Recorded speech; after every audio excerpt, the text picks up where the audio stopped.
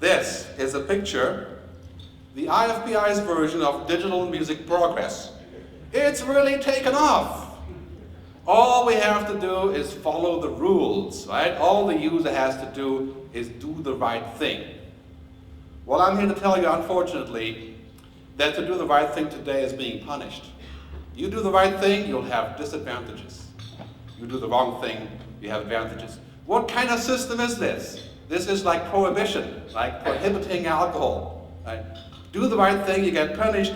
We have John Kennedy saying, in strictly military terms, which is why I like this quote, saying, as an industry, we enforce our rights. We had significant legal victories. $115 million settlement against, what's $150 million? That's like what you spent on your limousines, right? $150 million. And then here, the bottom line, we were told that they would hide in places where we could not find them. This sounds like war, right? Like this. We're going to nuke these people who are using music illegally, right? Well, this is the reality. The result of the obsession with total control has led us to this, which I got off the web. I don't know who made it, but I like the photo. The plane has landed way short of the runway. Yes, we sold 1 billion songs, or I think altogether 2 billion songs on iTunes. That's great. You know, from zero, that's really good. Right? But overall, I don't think we've touched even 10% of the market of digital music. Latest research in Europe has shown that less than 2% of the population are even interested in buying music from iTunes. Even interested, not even doing it. Love Theme could not be converted because it cannot be converted. This is from my computer, right? An example. This is an example from the internet. There's thousands. You can't read it because it's too blurry. I'll tell you what it says. Thousands of examples are saying that we like Napster, but it doesn't work to move it to a mobile device. Software doesn't work. Right? Napster, Rhapsody, iTunes, Yahoo. Why did Dave Goldberg quit? Your guess. Doesn't work. Great idea, doesn't work. Consumers are out. They are voting with their wallet to stay out of digital music because we're giving them shitty services. So something is really wrong here. The IFPI, and I don't mean to harp on the IFPI, this is just an example. They're really nice guys. But, you know, this is the official agenda. And again, John Kennedy, not to harp on him, but he makes a good example.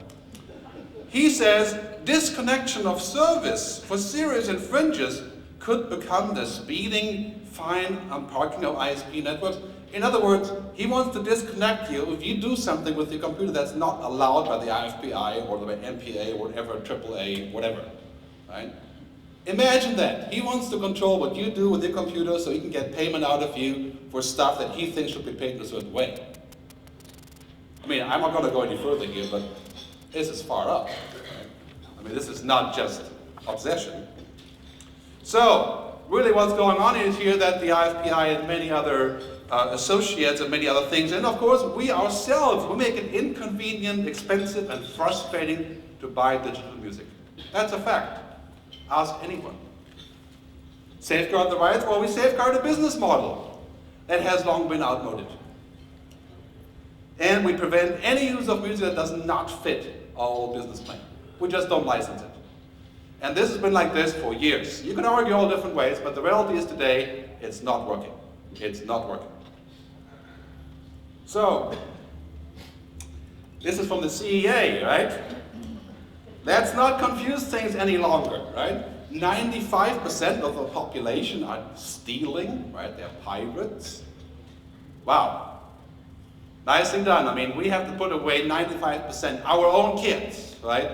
Because they're doing all these things that are deemed to be illegal because they can't be licensed.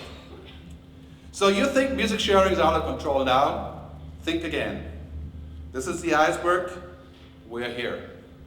What is coming now is wireless broadband. Right? 3 gigs a second on any wireless device. Anybody in this room can get any song, any content in a flash. Right? We're talking about 1,000 times sharing. Is any company going to unplug this? No way. This will be a cold day in hell. Right? Nokia, Samsung, and everybody else wants to sell these devices. They want to sell billions of these devices. They are 100 times as big as the music industry. they're going to plug these devices so we can't share, isn't going to happen. So this is you guys, right? Look at all these receivers. I mean, basically, a year from now, everybody in this room can get 4,000 of my songs while I'm speaking. And you can send me stuff. All I have to do is put it on receive and send. That's it. This is happening right now. It's in place in Japan. It's in place in Korea. And guess why they have the flat fee in Korea? That's another example. So the reality is 75,000 different devices play MP3 files. And guess how many play DRM files? 75. Think of this. Right? Now, I want to avoid misunderstandings, so I want to show you what a bad misunderstanding looks like, just to illustrate the point. So if you have any questions, ask me later to avoid misunderstandings. Das hier ist mein Sektor. Das hier ist das wichtigste Gerät des Küstenwächters. Das Gerät, das Überlebensradar.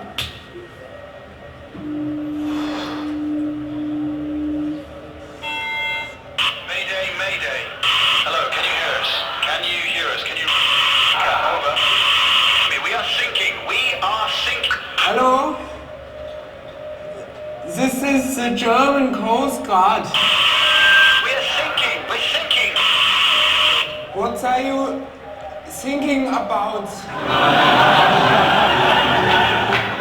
Now, it is funny, but this is what's happening in the music business right now.